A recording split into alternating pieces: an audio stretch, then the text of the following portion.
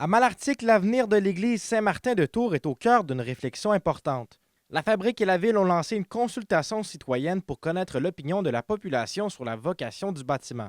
Bien, c'est toujours bon de savoir, d'être épaulé dans ce qu'on fait. Je veux dire, on est arrivé à une décision. Et puis, ce qui était important de savoir, c'est est-ce qu'on se sent épaulé dans cette décision-là? Construit en 1952, le lieu de culte est aujourd'hui moins fréquenté et fait face à des défis financiers importants. Plusieurs réparations majeures sont nécessaires, mais les revenus actuels ne permettent pas d'assumer ces coûts. D'une part, c'est pas utilisé comme ça pourrait l'être. Ça l'a déjà été, d'un côté. Et automatiquement, ben oui, on a des problèmes financiers. Il y a d'énormes réparations au niveau du bâtiment et on n'a pas suffisamment d'entrée d'argent pour pouvoir subvenir à ces dépenses-là.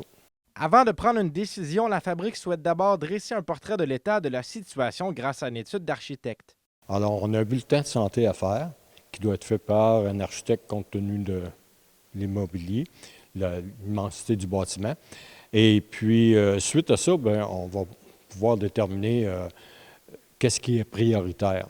Même si la fréquentation des églises a diminué au fil des années, plusieurs estiment que l'endroit demeure un symbole important pour la communauté. Aujourd'hui encore, la question de l'avenir de l'Église dépasse la simple dimension matérielle.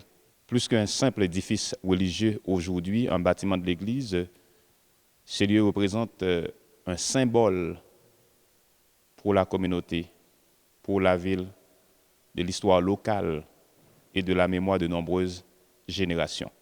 La population de Malartic a jusqu'au 17 avril prochain pour répondre au sondage. Ensuite, l'Église qui analysera les résultats et déterminera les options possibles pour le futur. Zachary Desrosiers, RNC Nouvelles, Malartic.